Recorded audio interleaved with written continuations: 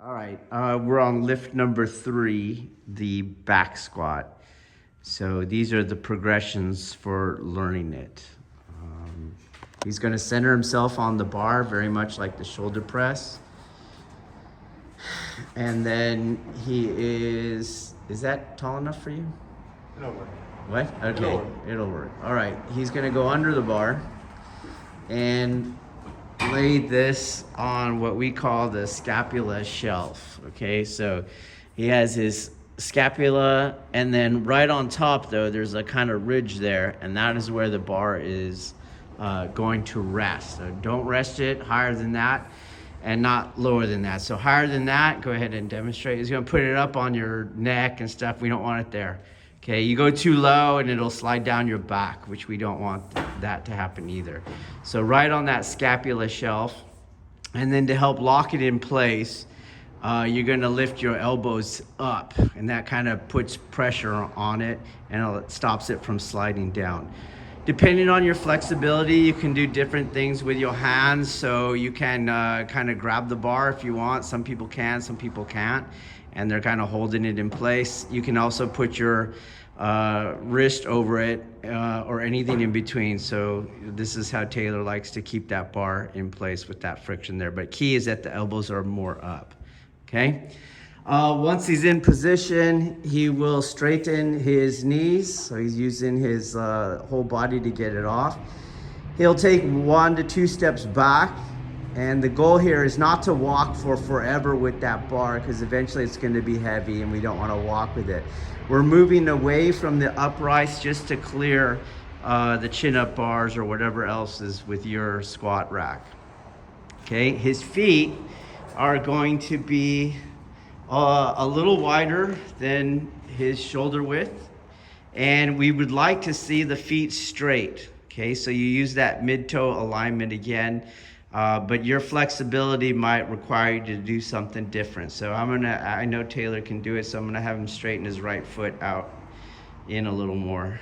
Okay, and then what you're doing here is the bar's weight is going to be centered over that midfoot, okay? Over that midfoot.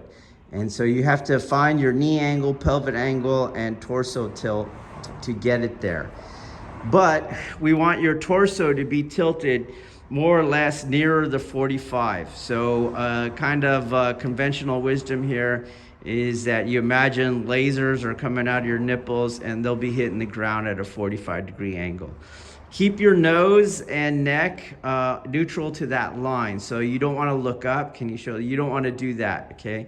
You keep your nose on that same 45-degree angle.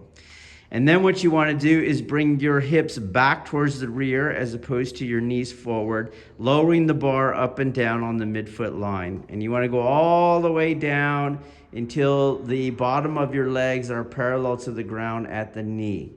And then you come back up without undoing your torso cant, and you go back down, and you would do that for a set of 5.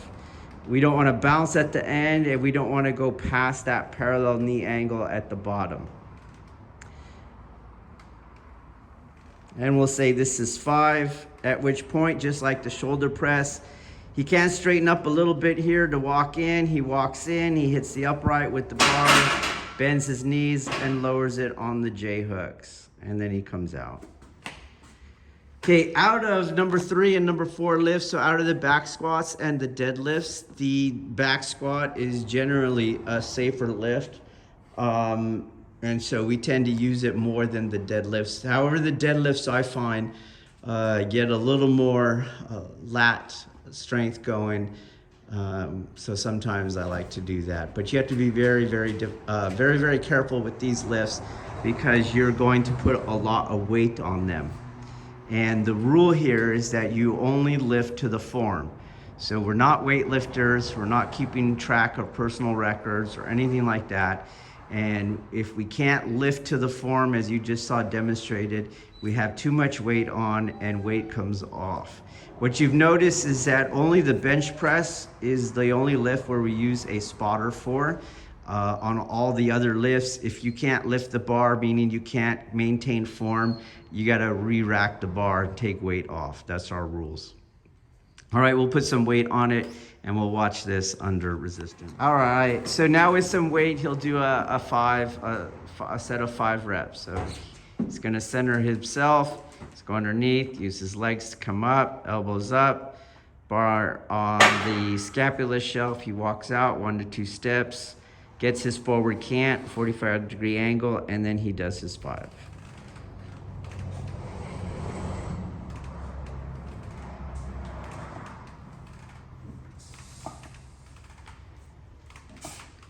Walks back in, hits the uprights, bends his knee, and bar goes on the J hooks.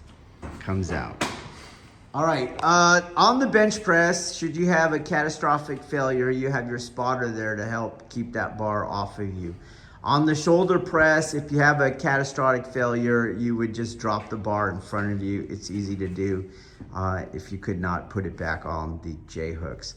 On the squat, you're under the bar, and so you have to have a way of ditching the bar, and here we use a kind of wrestler's move. So he's gonna shrug himself forward and under the bar and let it drop behind him if he has a catastrophic failure. He will not try to lower it slowly because he can't get out from under it. So you just ditch the bar, and it looks something like this. It looks exactly like this, okay? So he's doing everything we just did, and then he's in his form and he realizes, crap, he's gonna ditch it, and you just let it fall behind you, okay? Never get yourself under the bar when you're ditching it. And for this reason, we have those secondary uprights behind. They trap the bar in there. This is a squat rack that James made. If you'd like this, I'm sure he could make it for you too. And then some of the ones you buy in the store that say they're squat racks, they don't come with that. And so for that reason, your partner, whoever you're lifting with, you have to make sure they're not behind you and they're ready for you if you have to ditch that bar so it doesn't hurt them or hit them in any way.